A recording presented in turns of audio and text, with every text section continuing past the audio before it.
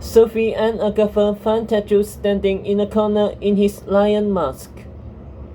"Ready to inspire your army?" Agatha said eagerly. Tetsu sprinkled through his mask.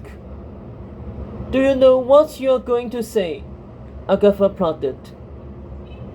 Tetsu didn't answer, his eyes on the allied leaders. "Tetsu! Stop beggaring me," he said, glaring at Agatha.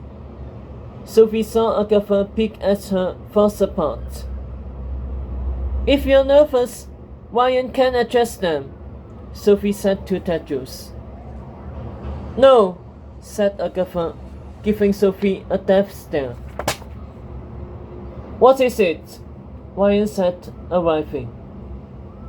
"Nothing," Tetsu replied sharply. "I'm doing it. It's just I had a flashback to the coronation. That's all." He headed towards the stage. Sophie turned to Agatha. "Was the coronation that bad?" Agatha gave her a look that more than answered her question. "He'll be great," Ryan assured, seeing their faces. "He's a king. That is what kings do." As soon as Tetsu stepped before his army in a lion mask, the soldiers exploded into cheers. "Lion! Lion! Lion!" Tetsu took off the mask. Soldiers stood staring at him. The hall was silent. Agatha started clapping loudly, and so did Ryan, before the crowd joined in with stiff applause for the king. It ended quickly, and Tetsu was again standing in front of a quiet room. "Hi, hello, welcome to Camelot," said Tetsu, his voice scratchy. "Thank you for your service. It's my honor to have you." Someone fumbled a sword and it clattered to the ground.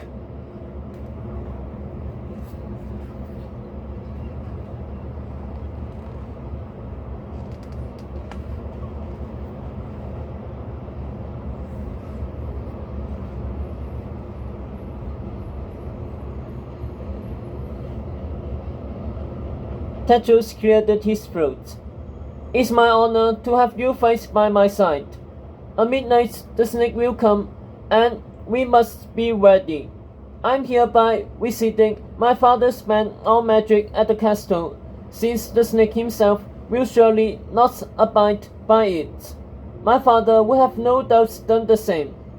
To get to the castle, the snake's army will have to climb over Camelot's outer gates, then cross the broken drawbridge from the cliffs to the royal grounds. We will be magically fortifying the outer gates so no screams can fly over it. All of you will be positioned inside these outer gates to prevent the snake's army from using the drawbridge or the temporary warp bridge to get to the castle. My team, meanwhile, will be positioned inside the castle courtyard to protect both the castle and Excalibur. As a last barrier, barrels of boiling oil will be placed atop the towers to ensure none of the snake's army can get inside the castle.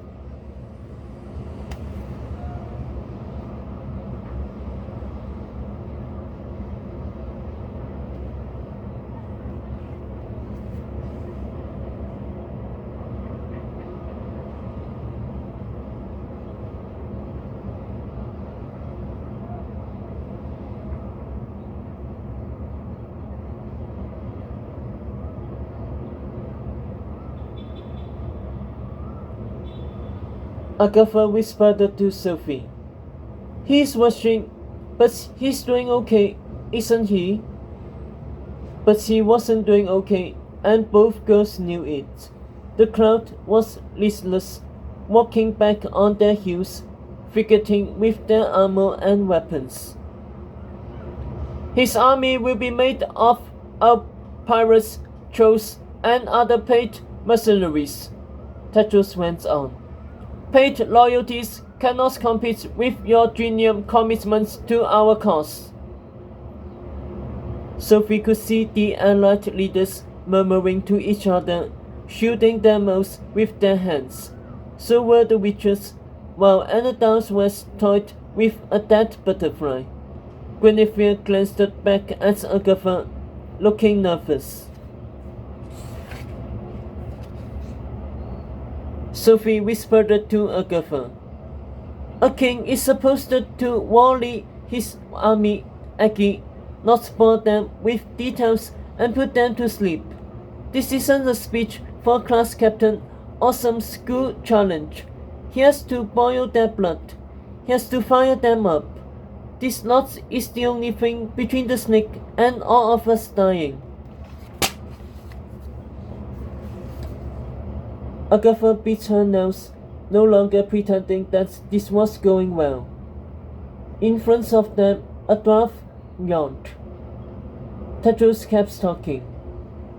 "Because the magical barrier, no screams can pass Camelot's outer gates, which means the snake's army is his only weapon against us."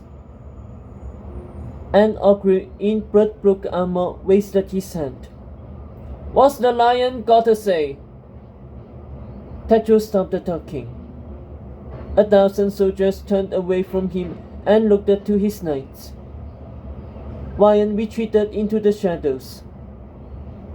Sophie could see Tetros taking in the sights of his allies and soldiers, hungry to hear from his knights instead of him, many of them adorned with lion masks, lion tattoos, and lion shirts. Sophie could see it in Tetros' face.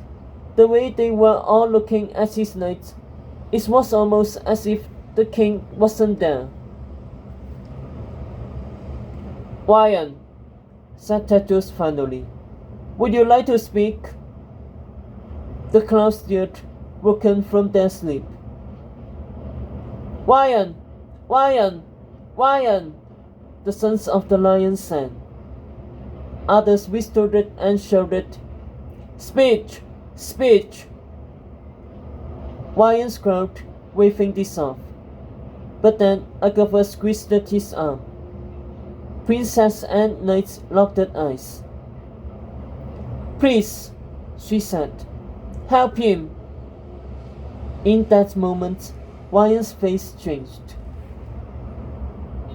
"As you wish, milady," he said softly. With a deep breath, the knights took the stage and the king fell back, offering Ryan a weak smile. Ryan stepped cautiously into the spotlight. The crowd went quiet, a new quiet, as if the air had somehow turned kinetic.